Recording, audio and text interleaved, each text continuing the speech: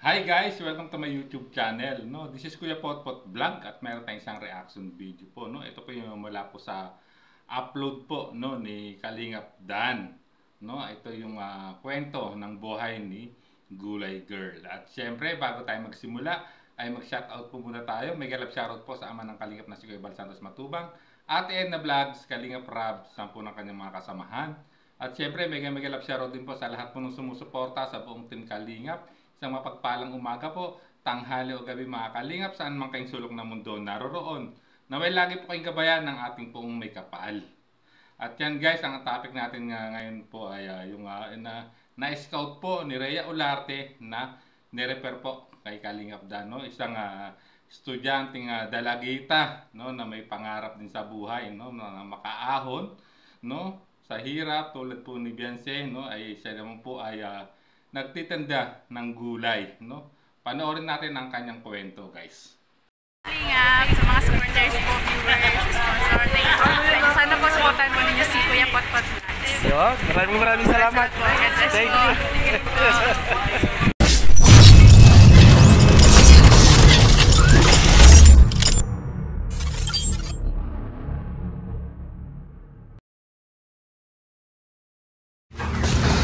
Yan mga Kalingap, si Princess, anong pangalan mo? Anong buong pangalan mo, Princess? Princess Kipangasa po. Ilan taon ka na, Princess? 17 po. 17, kaya mag-18. Sa May pa po. Magtitibo ka? Tibo mo na. So, ilan kayo magkakapatid, Princess? 3 po. Ikaw ang panganay? Pangalawa po. Ilan taon na yung panganay nyo? 23 po. Lalaki? Babae rin. Babae din? Nasaan siya? Nasa tita ko po sa Maynila. Maynila? Nag-aaral, nagtatrabaho? Trabaho din. Tapos na siya mag-aaral? Graduate na siya ng college? Grade 12 lang po. Grade 12 lang?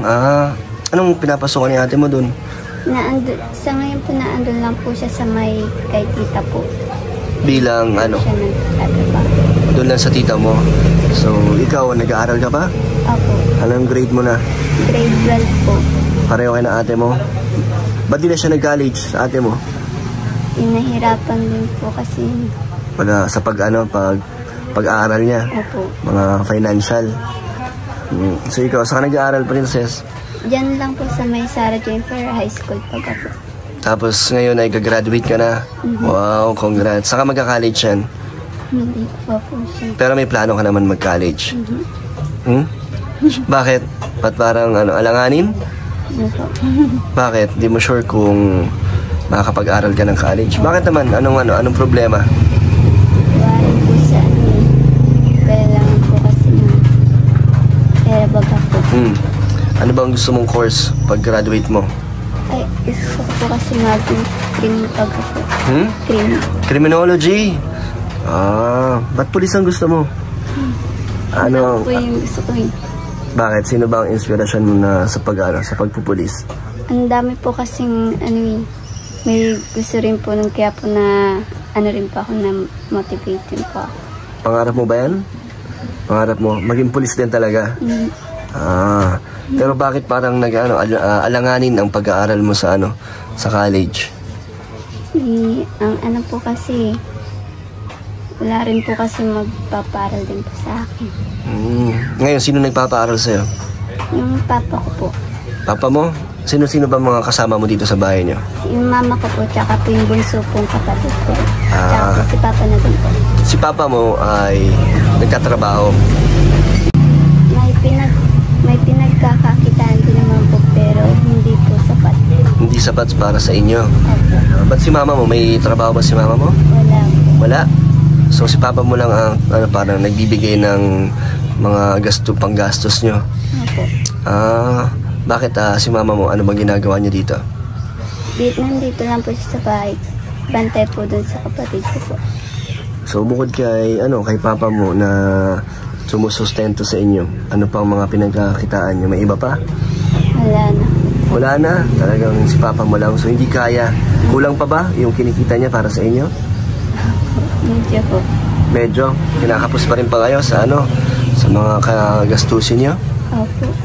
And si Bunso nag-aaral din naman? Opo. Si ate mo hindi nagpapadala sa inyo dito? Hindi bihira na lang po. Bihira Wala na lang. po kasi siya nakabago. So hirap din. So kailangan niyo talaga ng suporta sa mga panggastos niyo.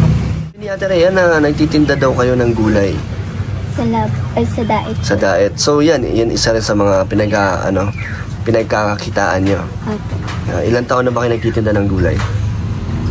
Ay, ngayon po kasi hindi man po, medyo matagal na rin naman po. Siguro po, hindi man po talaga ako yung as in nagtitinda po. Nag-extra lang po ako. Sino ba yung pinapasukan mong naggugulay? Teacher po siya. Teacher siya. May pwesto siya sa palengke. Opo. Tapos Yung, anong ginagawa mo doon? Tuwing kailan ka nagbabantay ka doon? opo. Tapos may sahod ka. Mhm. Paano bang sahuran mo doon araw-araw? Kinukuha ko na lang po siya is pag uwi na po ako ng linggo. Tuwing ilang beses ka pumapasok sa palengke? Dalawang araw po. 2 araw mo lang. Pag walang pasok? Opo. Sa Biyernes po ng gabi po kasi minsan napunta na po kami sa daet. Sino kasama mo? Linggo na po. Yung pong isa ko pa pong classmate. Nagbabantay doon siya doon. Opo. So, Friday ng gabi, nandun na kayo. Opo. Tapos, magsisimula kayo sa Sabado. Opo. So, anong oras ang simula nyo sa pagbabantay? Minsan po, 3:00 po na madaling araw. Bakit ang aga? Kasi yung parang bagsakan ng gulay, ganon. Mas madami po nabili po. May mga bumibili na rin ng ganong oras. Parang si Danica, yung scout ni Ate Rhea. Ilan ang hanggang anong oras naman kayo nagtitinda? Hanggang na po yun eh. Hanggang gabi na rin Hanggang gabi po. na. So, tuloy-tuloy na. Opo. Dalawa lang kayo nandun ng kaklase mo? 3 po kasama po yung anak nung Teacher. Opo. So, talagang parang tindera din kayo. Opo. Ang galing ha. Bakit naisip nyo, ikaw naisip mo mamasukan dun? Pang dagdag allowance na din po. Para sa'yo? Opo. Nagbibigay ka rin dito kay Opo. mama mo. Magkano naman ang kinikita mo sa pagpasok? Pag 2 araw po kasi 500 po. Sa 2 araw? Pero madalas 2 araw ka pumapasok. Mhm. So may 500 ka kada linggo. Opo. Malaking tulong na yun Opo. sa inyo. So doon mo na rin kinukuha yung mga pangbaon-baon mo. Opo. Doon ka natutulog kasi sabi mo tuwing linggo ka umuwi. Opo, doon na po. Doon na kayo natutulog sa mismong pwesto ng gulayan. Opo. Paano yun? Paano ang sistema nyo doon pag doon ka natutulog? May ba doon? May sariling tulugan kayo? Meron naman po, kaso po is din po, kitang-kita din po para kayo matulog. Hindi ba delikado doon? Siyempre marami rin mga tao doon, di ba? Opo. Hindi naman po kasi po may palit-palitan man po kami kapag inaantok na po kami. So doon kayo natutulog ng simula Sabado tapos hanggang Linggo. Opo. Grabe. Galing, matagal mo lang ginagawa yan? Guys, narinig natin ang kwento ng buhay po ni Princess, Isang 17 years old na dalagita, grade 12 student at didibo sa Mayo, At dito napag-alaman natin na 3 sila magkakapatid at pangalawa siya, sa kanilang magkakapatid. At guys, nakakagulat ang kanyang kasipagan. Just imagine, ay siya pala ay na-extra na bilang tindera ng gulay sa baksakan diyan sa may daet, At nalaman natin, grabe, Biyernes ng gabi pagkatapos ng kanyang klase o pagka-uwi niya sa bahay, ay agad itong nagpapahinga lang at pupunta na ng palengke ng daet para magtinda ng gulay, At dito narinig natin ang kanyang kwento na talagang kinakapos sila ng financially, at hindi niya rin sigurado kung